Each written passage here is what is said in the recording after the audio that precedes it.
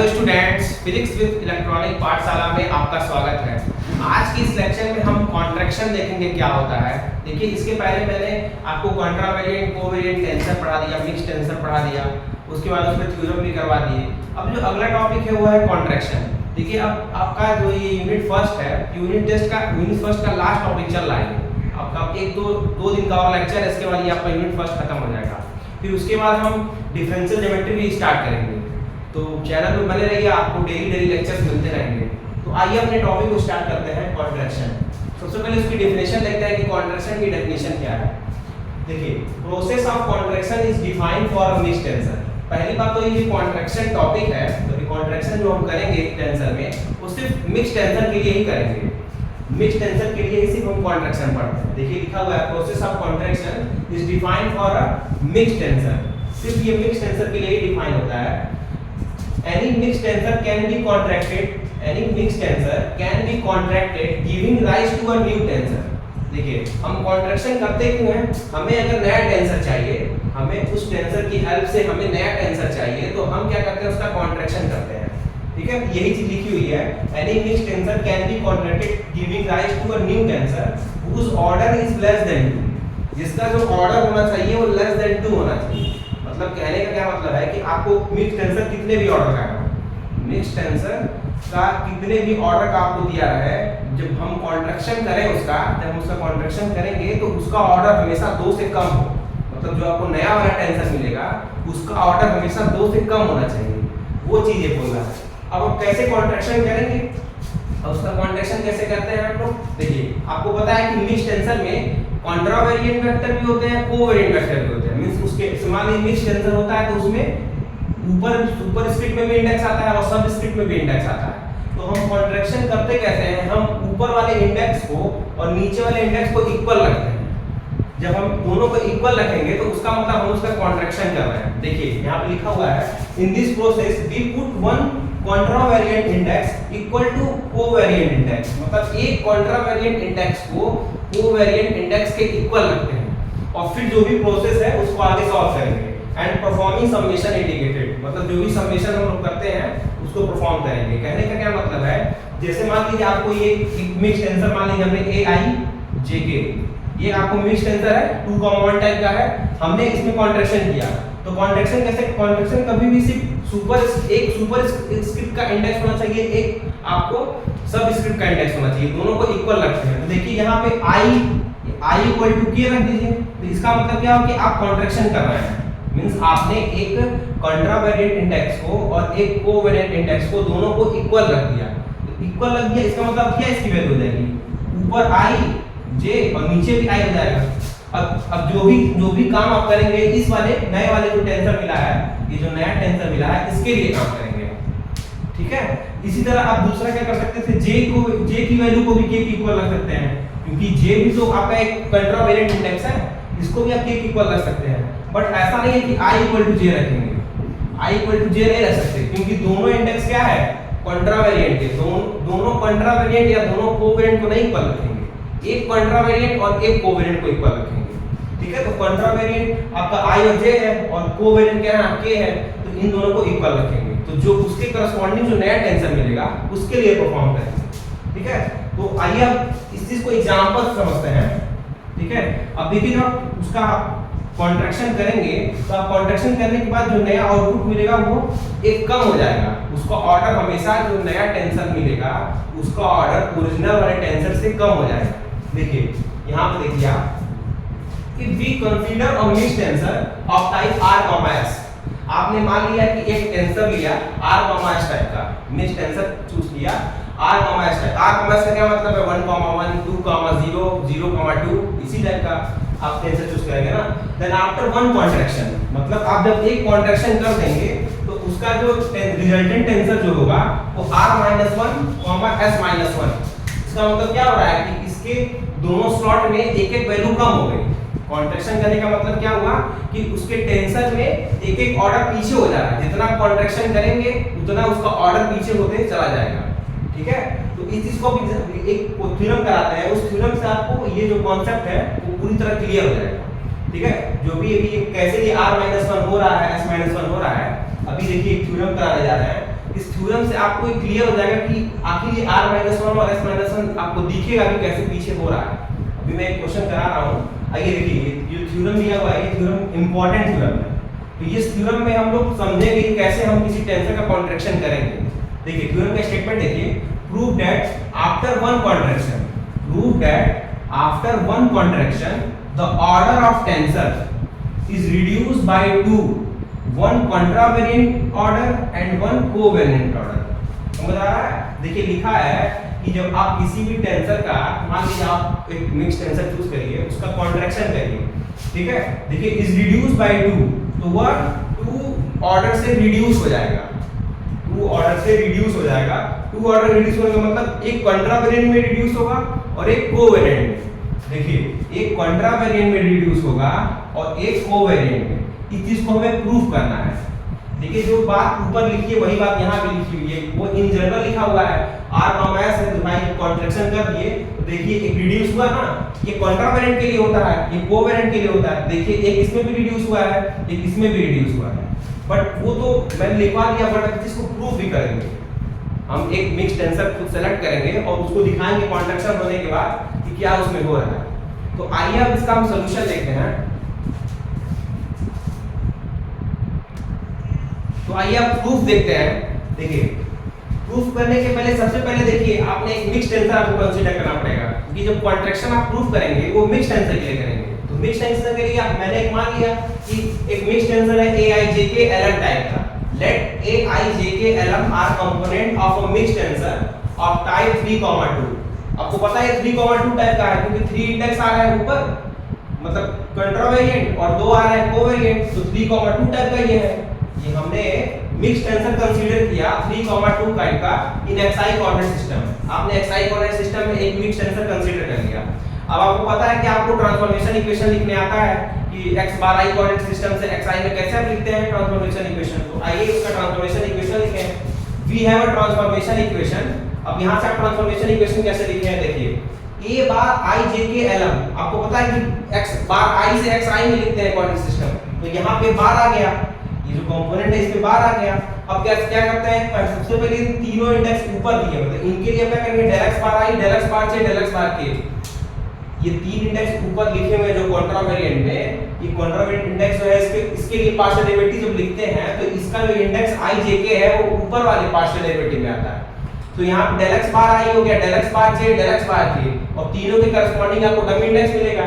तो i के corresponding p, j के करस्पॉन्डिंग q, k के corresponding r, p q r यहाँ पे क्या है, डमी इंडेक्स। इसी तरह देखिए कोवेरिएंट इंडेक्स भी दो है, l और m कोवेरिएंट इंडेक्स है, तो l m और पार्शियल डेरिवेटिव के नीचे वाले नीचे लिखते हैं पार्शियल डेरिवेटिव में। तो देखिए यहाँ पे लिखा हुआ है del x बार l और del x बार m, तो इसके करस्पॉन्डिंग मिला डमी इंडेक्स, ये s है, ये आपका डमी इंडेक्स s है, और m के करस्पॉन्डिंग डमी इंडेक्स d है।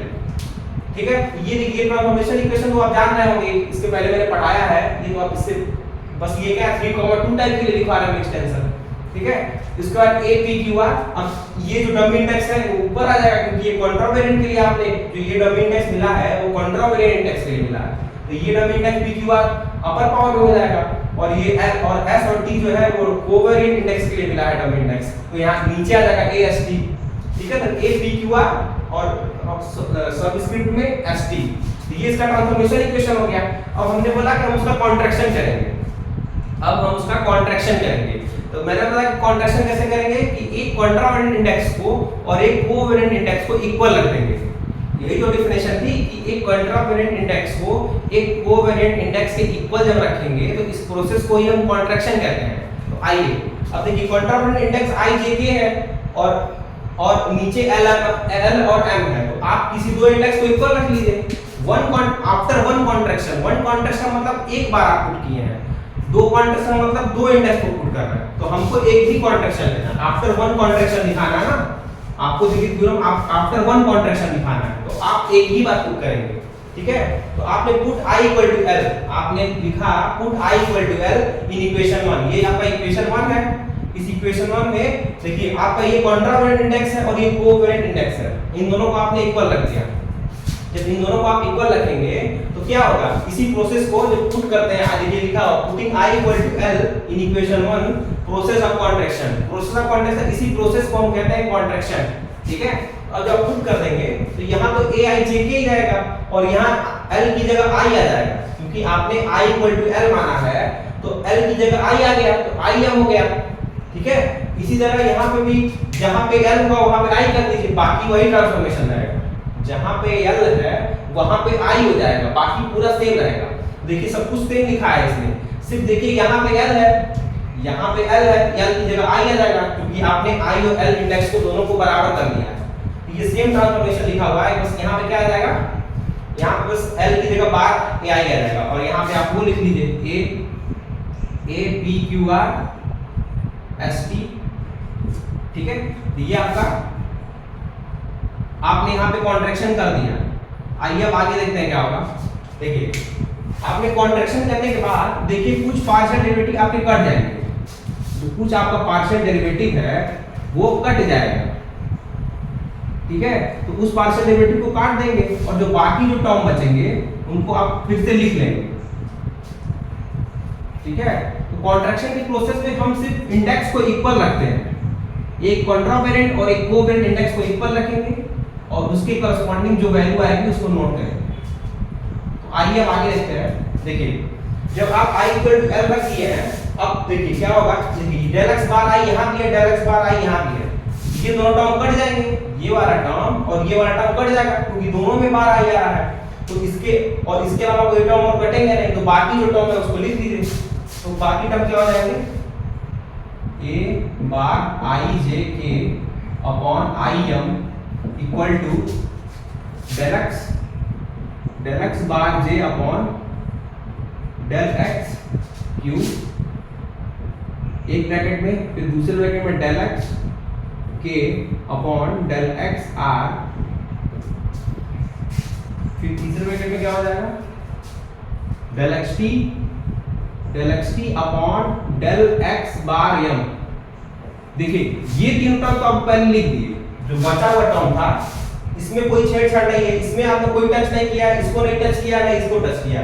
ये जो तीनों कंपोनेंट है इसको तो पहले आप लिख दिए, ये वाला ये जो भी हुआ है यहाँ से यहाँ कटा है ना, तो इसके करस्पॉन्डिंग जो वैल्यू है उसको लिखेंगे। तो देखिए जब ये डेल x बार वाला कंपोनेंट बचे कट जाएगा तो यहाँ बचा पार्शियल डेरिवेटिव डेल x और इसके नीचे बचा डेल x p, तो इन दोनों को एक साथ लिख लेंगे।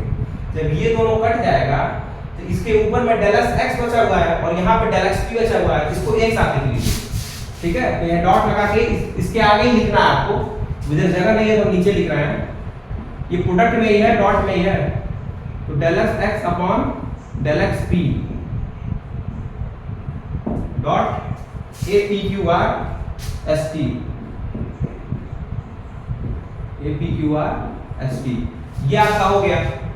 अब देखिए आपको पता है ये जो पूरा टर्म लिखा हुआ है, ये इसमें देखिए del x s upon del x p, इसको आप क्रोनॉकर डेल्टा s p लिख सकते हैं, इसको क्रोनॉकर डेल्टा s p भी तो लिख सकते हैं।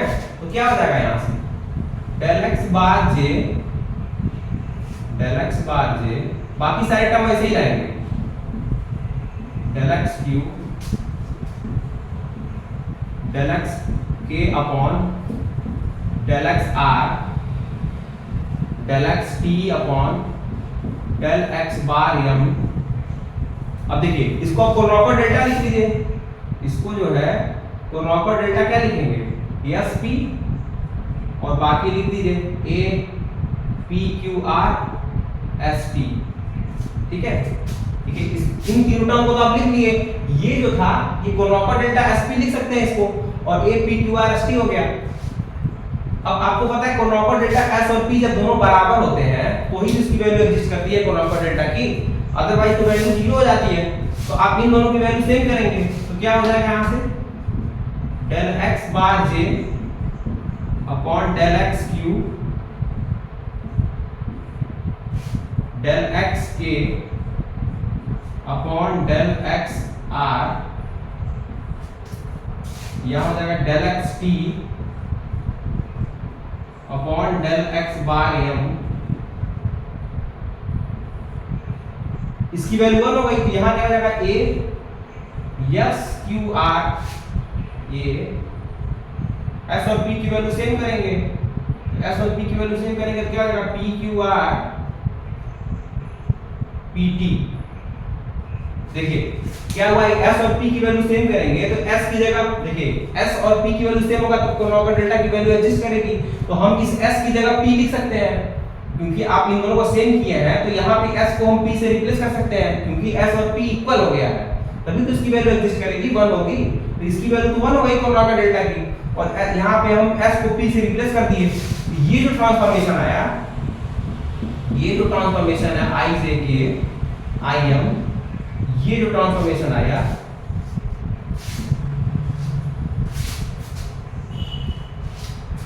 ये जो आपका आया, ये भी एक मिक्स टेंसर है, ये भी एक ऐसा कंपोनेंट है, मिक्स टेंसर कंपोनेंट है 2,1 टाइप का। ये कैसा कंपोनेंट है, ये भी कंपोनेंट जो है a i j k i m एक ऐसा कंपोनेंट है, ये मिक्स टेंसर कंपोनेंट है अब टाइप 2,1 टाइप का। अब आप कहेंगे 2,1 टाइप का कैसे हो गया, देखिए 2,1 क्योंकि ये i जो है वो डमी की तरह बिहेव कर रहा है, i इसके सुपर स्क्रिप्ट में भी है और सब स्क्रिप्ट में है, तो i की बात नहीं करेंगे हम, जो डिस्टिंक्ट सब इंडेक्स है उसकी बात सिर्फ करते हैं। तो यहाँ पे बचा क्या j और k, तो ऊपर 2 हो गया और नीचे सिर्फ 1 हुआ क्योंकि ये डमी हो गया, तो नीचे 1 हो जाएगा, इसका मतलब ये कैसा टेंसर हो गया, ये मिक्स टेंसर ही है लेकिन 2,1 टाइप का टेंसर हो गया। तो ये कैसा टेंसर हो गया, मिक्स टेंसर 2,1। और आपने जो टेंसर लेके चला था, आपने जो टेंसर लेके चला था वो किस टाइप का था, 3,2 टाइप का लेके चला था। देखिए आपने जो टेंसर लेके चला वो 3,2 टाइप का है, आपको मिल कैसा रहा है 2,1 टाइप का। इसका मतलब क्या हो गया, एक रिड्यूस पहले स्लॉट में हुआ, एक रिड्यूस दूसरे स्लॉट में हुआ। अब आपको समझ में आया होगा जो मैंने पहले लिखा था r-1, s-1, उसका क्या मतलब था, ठीक है, तो एक एक रिड्यूस हो गया उसकी वैल्यू, तो वही चीज ये थी। तो आप इसके नीचे लिख लीजिए, देखिए ये प्रूफ हो गया आपका, इसके नीचे आप लिख लीजिएगा कि इसके नीचे लिखना क्या है, कॉन्ट्रैक्शन का मतलब यही है कि आप एक कोवेरिएंट और एक कॉन्ट्रावेरिएंट इंडेक्स को इक्वल रखेंगे और उसमें कुछ नहीं है। अब इसके नीचे एक लाइन लिख लीजिए, बाकी सब वही है। तो इसको इक्वेशन नंबर आप इसको 2 मान लीजिए, इक्वेशन नंबर पहला इक्वेशन तो हमने माना था, तो इक्वेशन 2 रिप्रेजेंट या फिर इक्वेशन 2 शोज दैट, इक्वेशन 2 क्या शो कर रहा है कि कंपोनेंट ऑफ मिक्स टेंसर है और type 2,1। Here equation 2 shows that equation 2 shows that aij k im is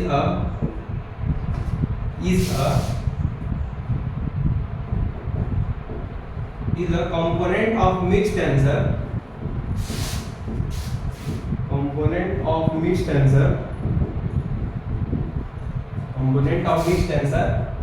of type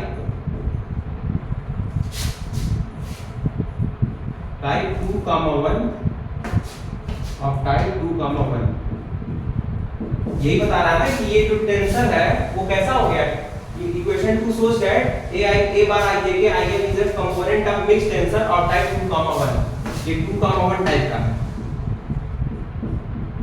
ठीक है, इसको इक्वेशन नंबर 2 मान लीजिएगा, इसी को क्या है, ठीक है। इसका मतलब क्या है कि जब हम एक कॉन्ट्रैक्शन करेंगे, जब हम किसी भी मिक्स टेंसर का एक कॉन्ट्रैक्शन करते हैं, आपका थ्योरम क्या था कि prove that one contraction after one contraction वो जो ऑर्डर होगा वो क्या हो जाएगा, लेस देन 2 हो जाएगा, उसका ऑर्डर जो होगा वो लेस देन 2 हो जाएगा, एक इंडेक्स कम हो जाएगा कॉन्ट्रावेरिएंट में, एक इंडेक्स कम हो जाएगा कोवेरिएंट में। तो जाहिर सी बात है यहाँ पे कम हो गया कि नहीं, आपने 3,2 लेके चला था और 2,1 टाइप का मिल रहा है, इसका मतलब एक कॉन्ट्रैक्शन आपने शो कर दिया। तो ये रहा इस थ्योरम का प्रूफ। अब आइए कुछ और डेफिनेशन देखते हैं इससे रिलेटेड। तो आइए अब स्टार्ट करते हैं आउटर प्रोडक्ट क्या होता है। देखिए आउटर प्रोडक्ट तो आपके सिलेबस में नहीं है, बट हमें पढ़ना है inner product of two tensor. But inner product पढ़ाने के पहले आपको आउटर प्रोडक्ट जानना जरूरी है, ठीक है। पहले आउटर प्रोडक्ट इस सिलेबस में होता था, बट इस बार आउटर प्रोडक्ट को हटा दिया गया है। बट इनर प्रोडक्ट बताने के लिए आपको आउटर प्रोडक्ट की डेफिनेशन पता होनी चाहिए। तो इस डेफिनेशन का यूज करेंगे। सबसे पहले आउटर प्रोडक्ट की डेफिनेशन देखते हैं। देखिए आउटर प्रोडक्ट का दूसरा नाम ओपन प्रोडक्ट है। आउटर प्रोडक्ट को हम ओपन प्रोडक्ट भी कहते हैं। तो आइए डेफिनेशन देखते हैं क्या होता है। outer product of a two tensor is a tensor whose order is a sum of order of a given two tensor। तो outer product क्या होता है, जैसे मान लीजिए आपके पास दो टेंसर है, तो दो टेंसर के ऑर्डर का सम हो जाता है।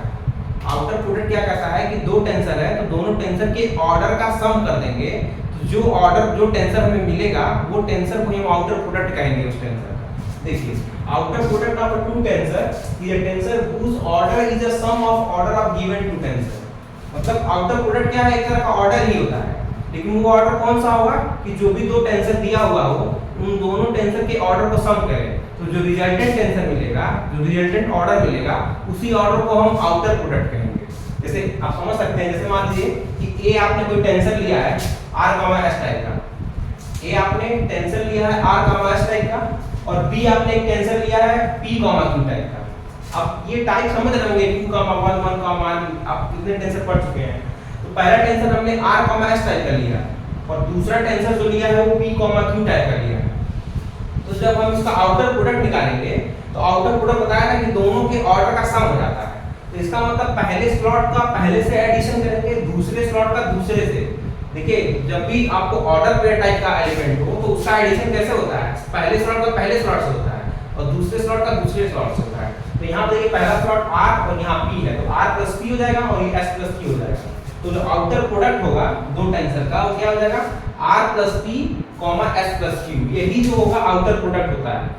तो आउटर प्रोडक्ट आपको क्लियर हो गया कि आउटर प्रोडक्ट किसे कहेंगे, दोनों टेंसर के ऑर्डर का सम, दोनों टेंसर के ऑर्डर के सम को हम outer product of two tensor कहेंगे। ठीक है, अब हमको पढ़ना है inner product of two tensor. तो हमें इनर प्रोडक्ट टेंसर को इनर प्रोडक्ट जो होता है किसी भी दो टेंसर का वो दो स्टेप में डिफाइन होता है।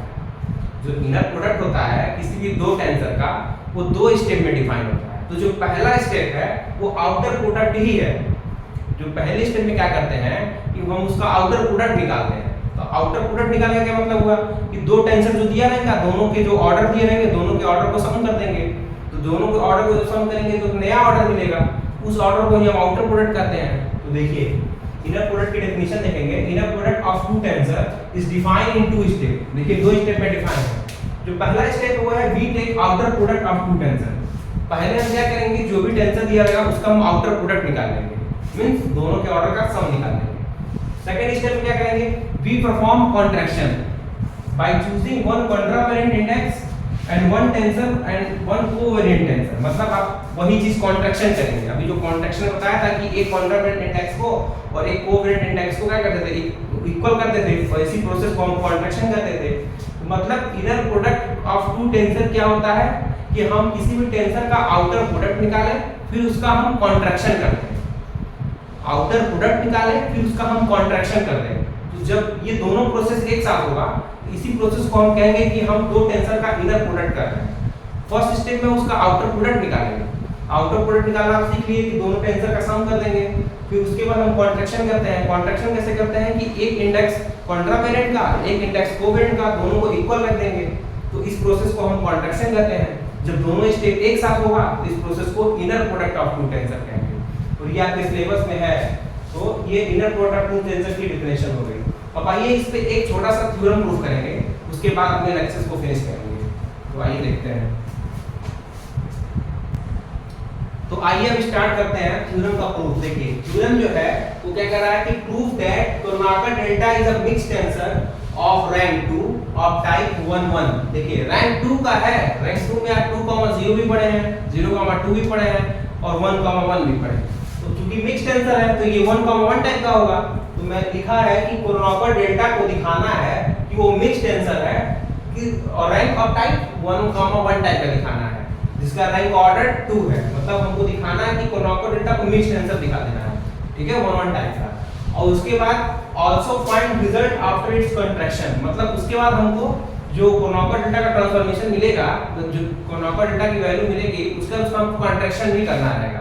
कॉन्ट्रैक्शन आप समझ रहे हैं, एक कोवेरिएंट इंडेक्स को और एक कॉन्ट्रावेरिएंट इंडेक्स को दोनों को हम जब इक्वल रखते हैं तो उसी को कॉन्ट्रैक्शन कहते हैं। ये तो बाद में करेंगे। सबसे पहले तो हम कर्नाटक डेल्टा को मिक्स्ड टेंसर दिखाएं। कर्नाटक डेल्टा को मिक्स्ड टेंसर दिखाएं। पहला तो ये है। सबसे पहले आप कर्नाटक डेल्टा की डेफिनेशन जानते हैं। क्या जानते हैं कर्नाटक डेल्टा क्या होता है? देखिए प्रूफ में we know that Kronecker delta is given by Kronecker delta ij equal to 1 और 0। आपको पता है कि जब i और j की वैल्यू बराबर होती है तो इसकी वैल्यू 1 हो जाती है, और जब दोनों i और j इंडेक्स बराबर ना हो उस केस में इसकी वैल्यू 0 हो जाती है। ये तो डेफिनेशन है, ये मैंने प्रीवियस में बताया था, अगर आपने नहीं देखा है तो पहले इसको देख लीजिए, क्योंकि अगर बिना देखे नहीं समझ में आने वाला कुछ भी, तो अगर प्रीवियस लेक्चर नहीं देखे तो पहले देख लीजिए। तो ये है डेफिनेशन कोनोकर डेल्टा की। अब हमको दिखाना है कि ये मिक्स्ड टेंसर है, हमको दिखाना है कि ये मिक्स्ड टेंसर है, मिक्स्ड टेंसर दिखाना है वो भी रैंक 2 का। तो अब देखिए क्या करेंगे, आपको पता है कि कोनोकर डेल्टा पे जब डेल बार ij, हमने कोनोकर डेल्टा हम क्या दिखाएंगे, हम दिखाएंगे ट्रांसफॉर्मेशन दिखाएंगे, x bar i coordinate system से xi कोऑर्डिनेट सिस्टम में एक ट्रांसफॉर्मेशन प्रूफ कर देंगे। वो ट्रांसफॉर्मेशन ऐसा प्रूफ करेंगे कि वो मिक्स्ड टेंसर को रिप्रेजेंट करेगा। तो हम सबसे पहले क्या करेंगे कि इस कोनोकर डेल्टा ij पे बार लेंगे, ठीक है। अब आपको पता है कि इस कोनोकर डेल्टा ij पे बार की वैल्यू होती है del x bar i upon del x bar j। ये मैंने रिमार्क में लिखवाया हुआ है, स्टार्टिंग में लेक्चर 2 या लेक्चर 3 में आपको मिल जाएगा। रिमार्क में मैंने लिखवाया हुआ है कि del बार ij की वैल्यू होती है del x bar i upon del x bar j, ठीक है। सीधे इसकी वैल्यू होती है, देखिए अगर ये बार नहीं रहता तो क्या होती, बार हट जाता है, del x i upon del x से होता है। अब इसके पहले जो प्रूफ किया था उसमें यही था ना कि जैसे del x i और del x j लिखा है, del x i और del x j, इसको हम कोनोकर डेल्टा ij लिखते हैं, ठीक है। अब इस पे बारिंग अगर हो गई तो इस पे भी बारिंग हो जाएगी, यहाँ बारिंग लिखी हुई है इसीलिए इस पे बारिंग आ गया, del x bar i upon del x bar j हो गया। अगर बारिंग ना होती तो फिर बारिंग ले लेते, ठीक है। तो हमने इस पे कोनोकर डेल्टा पे बारिंग ली, अब इसकी value del x bar i upon del x bar j होता है। अब आगे देखिए क्या होगा, देखिए del x बार i और इस j को del x k से रिप्लेस किया गया है। देखिए ये पार्शियल डेरिवेटिव जो del x बार j लिखा हुआ है उसके जगह हमने एक नया इंडेक्स जोड़ा, नया पार्शियल डेरिवेटिव लिया del x k, ठीक है। अब जाहिर सी बात है जब कोई चीज, जैसे मान लीजिए आपको 2 मान लीजिए 1 लिखना है, 1 को हम 2 * 1/2 भी लिख सकते हैं, 2 * 1/2 भी लिख सकते हैं, इससे कोई फर्क नहीं पड़ेगा। तो हमने यहाँ पे del x k से मल्टीप्लाई कर दिया, फिर del x k से डिवाइड कर दिया, ठीक है। और यहाँ पे del x बार जो ये था उसको लिखा है। तो जाहिर सी ये कट के तो फिर वही चीज आएगी ना, जब ये कट होगा, ऊपर से नीचे कट होगा तो क्या बचेगा, फिर वही चीज आएगी जो पहले थी। तो हम बस अपने कन्वीनियंस के लिए ले रहे हैं, कुछ चीजें दिखानी होती है उसके लिए हम कुछ सपोज करते हैं, ठीक है। तो ये del x k को हमने लिया है अलग से पार्शियल डेरिवेटिव, ठीक है। इससे कोई फर्क नहीं पड़ेगा, इस पूरे कंपोनेंट पे कोई भी फर्क नहीं पड़ेगा, क्योंकि उसी से डिवाइड कर दे रहे हैं, उसी से मल्टीप्लाई कर दे रहे हैं, तो अगर काटेंगे तो फिर वही वैल्यू आ जाएगी। अब देखिए इसको लिखने के बाद क्या कर सकते हैं आप, अब देखिए del x bar i upon del x bar k है और del x k upon del x bar j है, ठीक है। अब इस चीज को आप कोनोकर डेल्टा kl लिख सकते हैं। देखिए इस k और j की जगह आपने कोनोकर डेल्टा kl लिया, देखिए k और l की वैल्यू बराबर होगी। देखिए आपको पता है कि ये स्टेप समझिए कैसे हुआ है।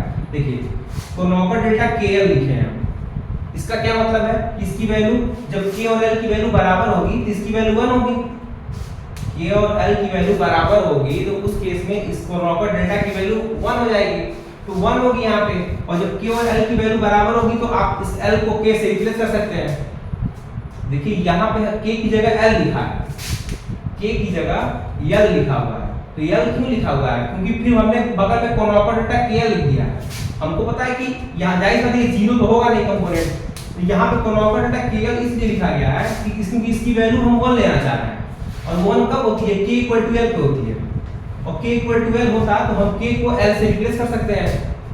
k को l से रिप्लेस इसलिए किया गया है क्योंकि हमने कोनोकर डेल्टा को इसमें मल्टीप्लाई किया है।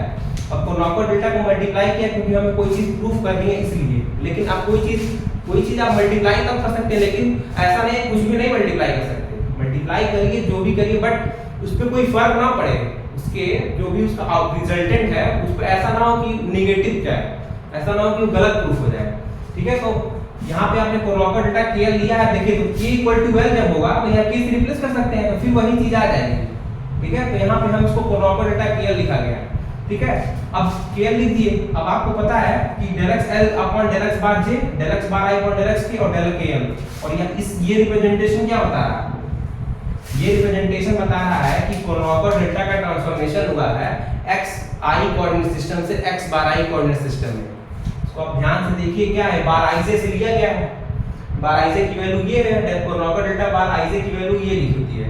इसको मैंने फिर नया कंपोनेंट xk से मल्टीप्लाई किया और डिवाइड किया, उससे क्या फायदा मिला? फिर हमने इस, अब आपको पता है कि जब भी हम ट्रांसफॉर्मेशन लिखते हैं तो यहाँ पे तो x बार i वाला कंपोनेंट होता है और यहाँ पे xi वाला कंपोनेंट होता है।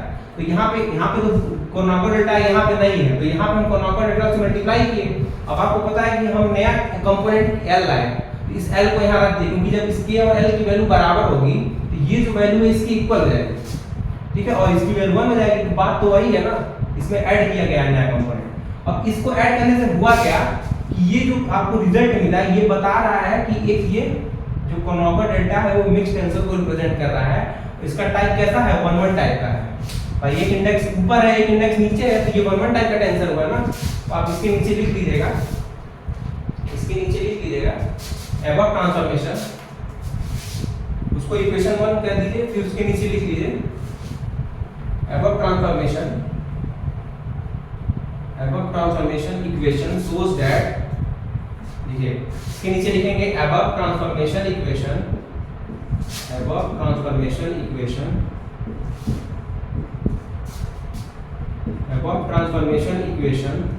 shows that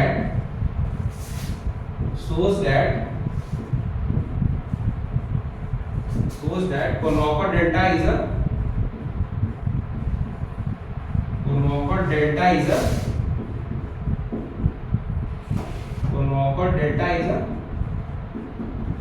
mixed tensor of type 1,1, mixed tensor of type 1,1।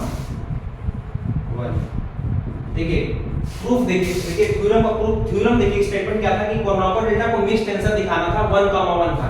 तो यहाँ तक तो आप ये दिखा लिए, इतना तो आपने दिखा लिया कि ये हो गया प्रूफ कि about transformation equation shows that Kronecker delta is a mixed tensor of type 1,1। But अभी हमें ये भी फाइंड करना है कि find the result after its contraction. हमको अब इसका कॉन्ट्रैक्शन भी फाइंड करना है।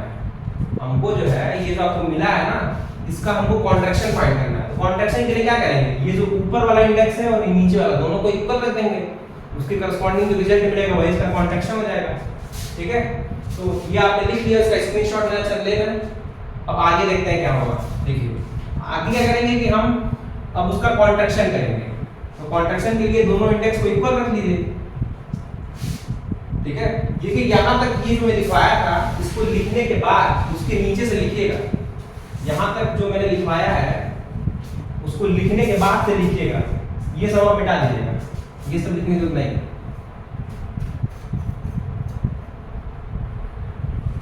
बस ये इस इक्वेशन को हमने मिटाना है क्योंकि इसी का यूज करेंगे ना, तो इस इक्वेशन को ऐसे रहने नहीं है, इसी का यूज करना है। तो putting I equal to say in 1 the process of contraction, the process of contraction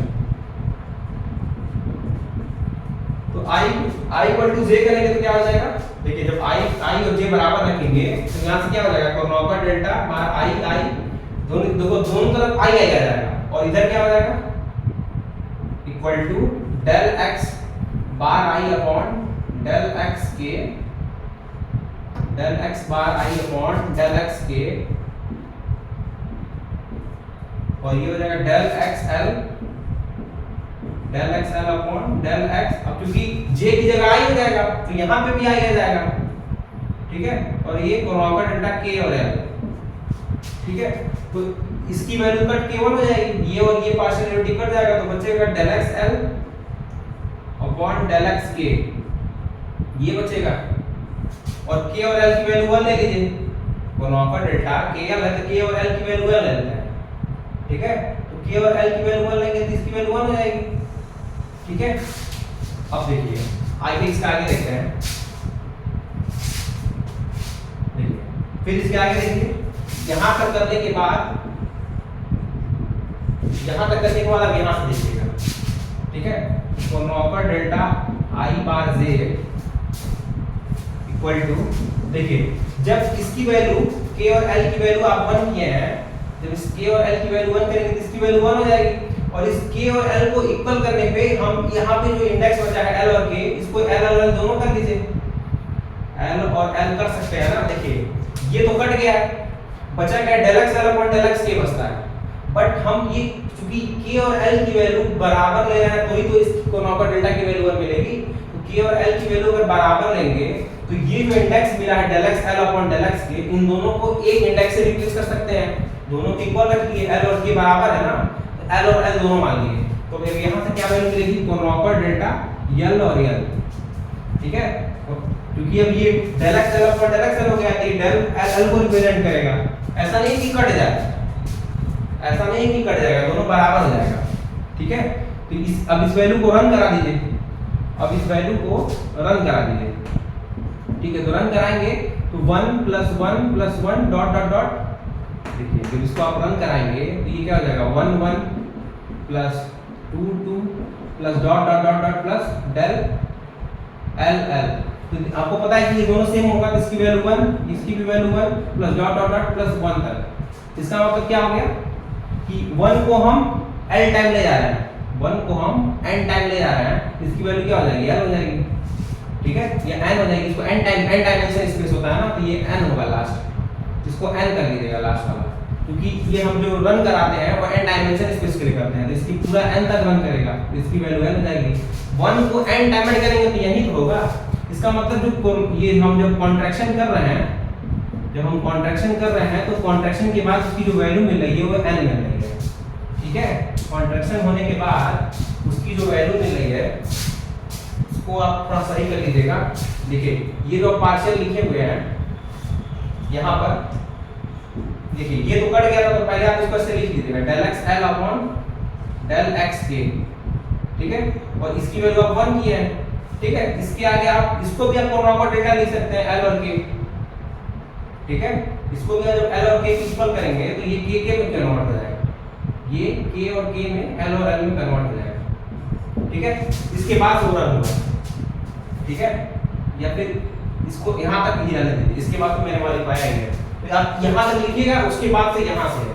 तो इसका मतलब है कॉन्ट्रैक्शन जब कोनोपर डेल्टा करेंगे तो उसकी वैल्यू n के इक्वल आएगी, उसकी वैल्यू n के इक्वल आएगी।